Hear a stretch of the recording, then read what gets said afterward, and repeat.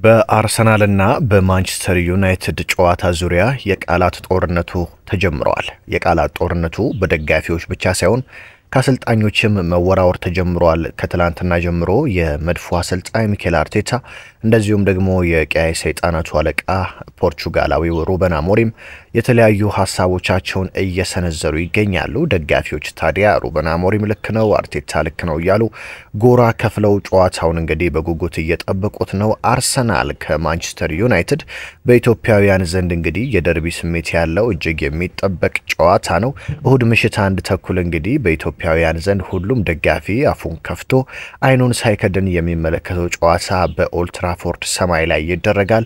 የኦልትራፎርድ ሰማይም እንግዲህ ከጨዋታው በኋላ ማን አሸነፈ የሚለውን ምላሽ የሚሰጥ ይሆናል። ዛሬ ታዲያ ሚኬል አርቴታ ምን አሉ፣ ሩበን አሞሪም ምን አሉ የሚሉትን ከአንዳንድ ቁጥራዊ መረጃዎች ጋር ጨምሬ ይዤላችሁ መጥቻለሁ። ከኔ ጋር እስከ መጨረሻው ስትቆዩ ታደምጡታላችሁ። አብርሃም ፍቅሬ ነኝ። የደውል ምልክቷን በመጫን አዳዲስ የሆናችሁ ቤተሰብ ሁኑ።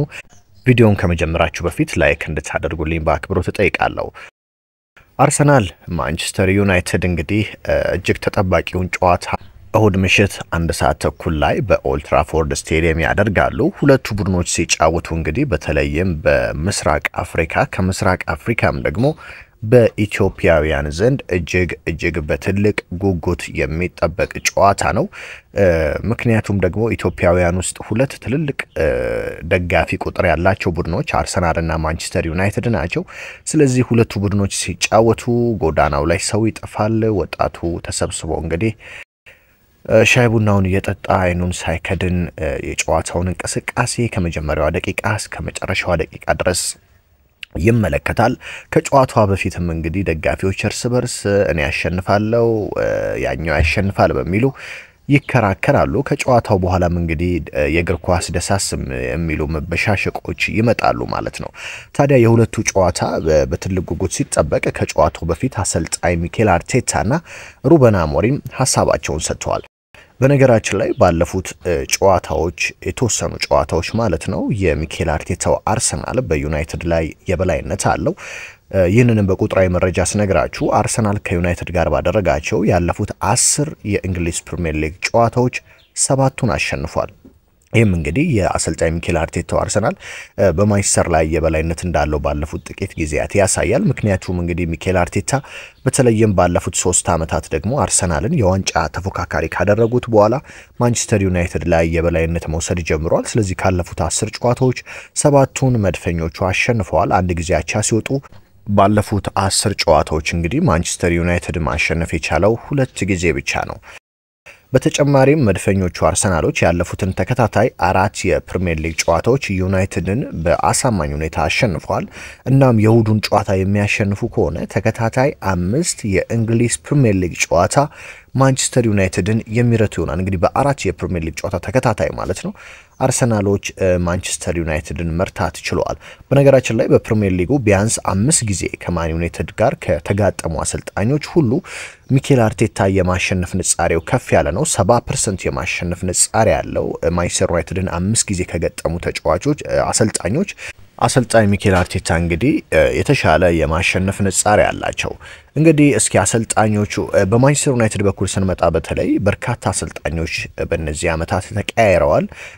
ሚኬል አርቴታ 5 ዓመት አርሰናልን ሲያሰለጥን በዩናይትድ ቤት እንግዲህ ከነ ሶልሻየር ጨምሮ ከነ ሞሪኒሆ፣ እነ ቫን ሃል፣ እነ ኤሪክ ቴናግ እነዚህ ሁሉ እንግዲህ በማንቸስተር ዩናይትድ ወንበር ላይ የተቀያየሩ አሰልጣኞች ናቸው። በተለይም ከአሰልጣኝ አሌክስ ፈርጉሰን መልቀቅ በኋላ ዩናይትድ በርካታ አሰልጣኞችን እየቀያየረ ውጤት አጥተዋል። ዘንድሮ ደግሞ እንግዲህ ተስፈኛ የተባለውን የስፖርቲንግ ሊዝበኑን አሰልጣኝ ሩበን አሞሪምን አምጥቷል። በእርግጥ ሩበን አሞሪም ጥሩ አሰልጣኝ ቢሆንም በዩናይትድ ቤት ግን እጅግ አስቸጋሪ ጅማሮ ነው እያደረገ የሚገኘው።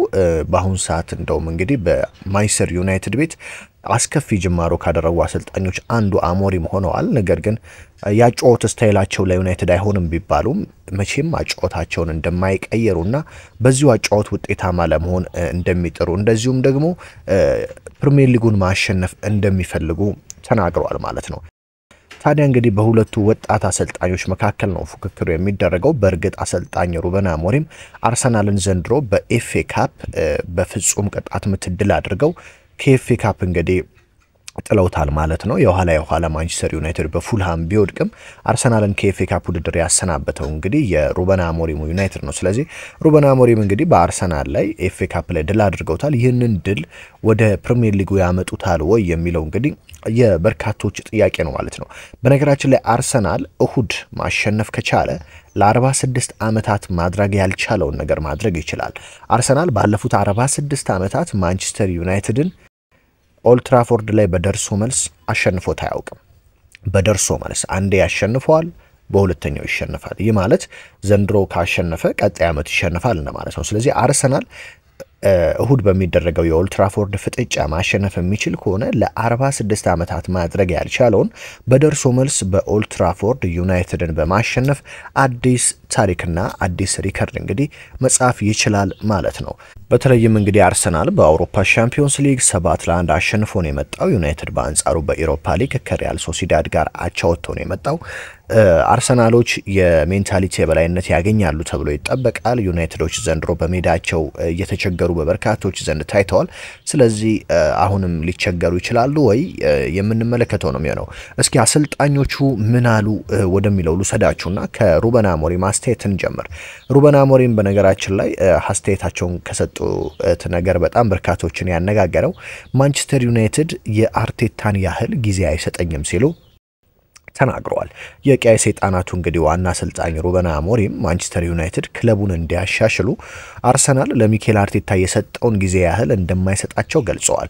ለአርቴታ እንግዲህ ብዙ ጊዜ ተሰጥቶታል፣ እኔ ግን ማንቸስተር ዩናይትድ የሁሉ ጊዜ የሚሰጠኝ አይመስለኝም ሲሉ ሩበን አሞሪም ተናግረዋል። በነገራችን ላይ አሰልጣኝ ሚኬል አርቴታ ያለፉትን 5 ዓመታት በአርሰናል ቤት የሚታይ እጅግ አመርቂ ውጤት ማምጣት ችሏል። ምክንያቱም አርሰናል ልክ አርሰን ዌንገር ከለቀቁ በኋላ በኡናይ ኤምሬ ስል አርሰናል ኤፍኤ ካፕ እንኳን መግባት ተስኖት እጅግ ተቸግሮ በየጨዋታዎቹ ሲሸነፍ ታይቶ ነበረ።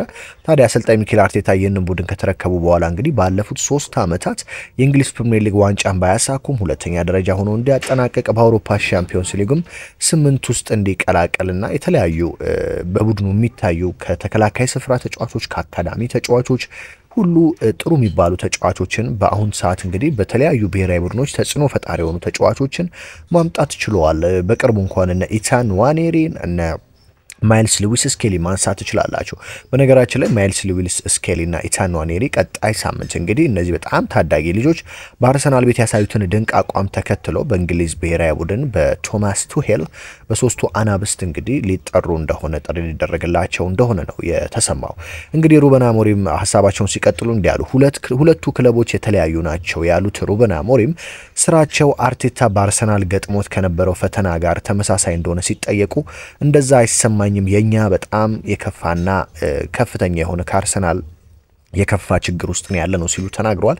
ነገር ግን አሰልጣኝ ሚኬል አርቴታ ፈተናውን ያለፉበት መንገድ እንደ ትልቅ ማነሳሻ ተደርጎ ለብዙ አሰልጣኞች የሚታይ ነው። ከሚኬል አርቴታ ብዙ ነገር ተምሬያለሁ ሲሉ ሩበን አሞሪም እንግዲህ ለሚኬል አርቴታ አድናቆታቸውን ገልጸዋል። አርሰናል የተለየ ክለብ እንደሆነ ይሰማኛል ሲሉ የገለጹት አሰልጣኙ ነገር ግን ማንቸስተር ዩናይትድ አርቴታ የተሰጠውን ያህል ጊዜ ለኔ አይሰጠኝም ሲሉ ተናግረዋል። ሩበን አሞሪም እንግዲህ የማንቸስተር ዩናይትድ ደጋፊዎች በነገራችን ላይ ነገ ጥቁር ልብስ ለብሰው የማንቸስተር ዩናይትድ ገዢ ግሌዘርን እንደሚቃወሙ ተሰምቷል። ታዲያ ሩበን አሞሪም ከደጋፊዎች ጎን እንደሚቆሙ ተናግረዋል።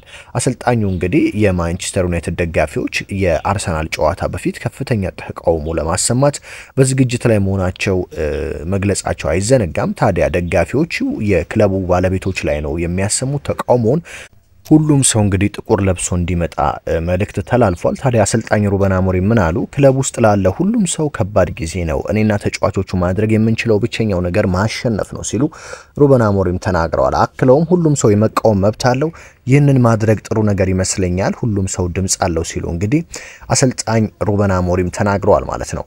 እስኪ ሚኬል አርቴታ ምን አሉ ወደሚለው ደግሞ ልውሰዳችሁ። የመድፈኞቹ ዋና አሰልጣኝ ሚኬል አርቴታ እንግዲህ ቡድናቸው በአውሮፓ ሻምፒዮንስ ሊግ 7-1 ካሸነፈ በኋላ ነው ወደ ኦልትራፎርድ የሚሄደው። ለዋይን ሩኒ የቀድሞ ተጫዋች እንግዲህ እሁድ እንገናኝ ሲሉትም ነበረ። ታዲያ አሰልጣኝ ሚኬል አርቴታ ምን አሉ? እሁድ በዩናይትድ ላይ የፒኤስቪውን ድል መድገም አለብን ሲሉ ተናግረዋል። በጣም አስፈላጊ በሆነ ውድድር ላይ ምርጥ ምሽት ነበር ያሳለፍ ነው ያሉት ሚኬል አርቴታ የተጫወትንበት መንገድ ሁሉንም ያዝናናና መንፈስ ያነሳሳ ነበር ብለዋል። አክለውም አሁን የፒኤስቪውን ጨዋታ እሁድ ማንቸስተር ዩናይትድ ላይ ለመድገም መሞከር አለብን ሲሉ ቡድናቸውን አሳስበዋል። አሰልጣኝ ሚኬል አርቴታ እንግዲህ ዩናይትድን ለማሸነፍ ያላቸውን ሁሉ እንደሚሰጡ ሲናገሩ የፒኤስቪውን ድል እንደግመዋለን ብዬ አስባለሁ ብለዋል።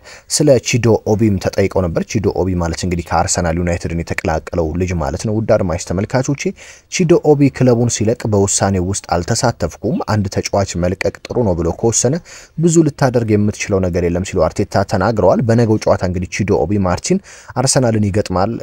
አሰልጣኝ ሩበን አሞሪም እንግዲህ ልምምድ ሰርቷል። ቺዶ ኦቢ ማርቲን በነገው ጨዋታም ይሰለፋል ሲሉ መናገራቸው ይታወሳል። ስለዚህ አሰልጣኝ ሚኬል አርቴታ የፒኤስቪውን ድል በዩናይትድ ላይ ለመድገም እንሞክራለን፣ የቻልነውን ሁሉ እናደርጋለን ብለዋል። አርሰናል ከ46 ዓመታት በኋላ ለመጀመሪያ ጊዜ ዩናይትድን በኦልድ ትራፎርድ በደርሶ መልስ ያሸንፋል ወይስ ዩናይትድ በአሰልጣኝ ሩበን አሞሪም የኤፍኤ ካፑን ድል ወደ ፕሪሚየር ሊግ አምጥቶ በሜዳውና በደጋፊው አርሰናልን ድል አድርጎ ከዋንጫው እንግዲህ ይበልጥ እንዳበቃለት አረጋግጦ ይልከዋል ወይ? የበርካቶች ግምት ነው። እንግዲህ አርሰናል ከማንቸስተር ዩናይትድ እሁድ ምሽት 1 ሰዓት ተኩል ላይ በኦልድ ትራፎርድ የሚደረግ ተጠባቂ ጨዋታ ነው። መድፉ እንግዲህ ዘንድሮ በጉዳትና በቀይ ካርድ ቅጣቶች እየታመሰ ከሊቨርፑል በ13 ነጥቦች አንሶ የእንግሊዝ ፕሪሚየር ሊግ የዋንጫ ነገር እንግዲህ ወደ ሊቨርፑል ያደላ ይመስላል። ታዲያ ይህን ተከትሎ የአርሰናል አሰልጣኝ የሆኑ ተጫዋቾች ዘንድሮ ትኩረታችን ፕሪሚየር ሊጉ ሳይሆን የአውሮፓ ሻምፒዮንስ ሊግ ነው፣ ፕሪሚየር ሊጉ ያበቃለት ይመስለናል፣ ስለዚህ ትኩረት የምናደርገው የአውሮፓ ሻምፒዮንስ ሊግን ማሳካት ላይ ነው ማለታቸው ይታወሳል። ስለዚህ በእግር ኳስ የተለየ ነገር እጅግ ተአምር ካልተፈጠረ አርሰናል ሊቨርፑልን እንግዲህ በልጦ ካሁን በኋላ ፕሪሚየር ሊጉን ያሳካል ማለት እጅግ ከባድ ነው። ስለዚህ መድፈኞቹ ብዙም የእንግሊዝ ፕሪሚየር ሊግ ጨዋታዎች ላይ ካሁን በኋላ ትኩረት ያደርጋሉ ተብሎ አይጠበቅም። አብዛኛው ትኩረታቸው የሚሆነው የአውሮፓ ሻምፒዮንስ ሊግ ፒኤስቪን ካለፉ በኋላ ሪያል ማድሪድን ወይ አትሌቲኮ ማድሪድን ጥሎ ወደ 4 ውስጥ መቀላቀል ነው የሚሆነው። በአሰልጣኝ ሚኬል አርቴታ እንግዲህ 4 ውስጥ ከተቀላቀሉ ለሳቸው ትልቅ ውጤት ነው በአሰልጣኝነት ታሪካቸው። ስለዚህ ያንን ለማሳካት ከፍተኛ ጥረት እንደሚያደርጉ ይጠበቃል። እስኪ ሀሳብ አስተያየታችሁን ኮሜንት ላይ አድርጉልኝ። አርሰናል ከዩናይትድ የኢትዮጵያውያን ደርቢ በኦልድ ትራፎርድ ማን ያሸንፋል፣ ስንት ለስንት ያልቃል የሚለውን ግምታችሁን በኮሜንት መስጫው ስራ አስቀምጡልኝ። እንግዲህ ሁልጊዜ በየዕለቱ አዳዲስ ጥንክሮችን ከኔ ጋር ትሰማላችሁ። ስፖርታዊ መረጃዎችን በየዕለቱ ለመስማት የደውል ምልክቷን በመጫን ቤተሰብ መሆን አትርሱ። በሌላ መረጃ እስከምንገናኝ ድረስ ሰላም ተመኘውላችሁ።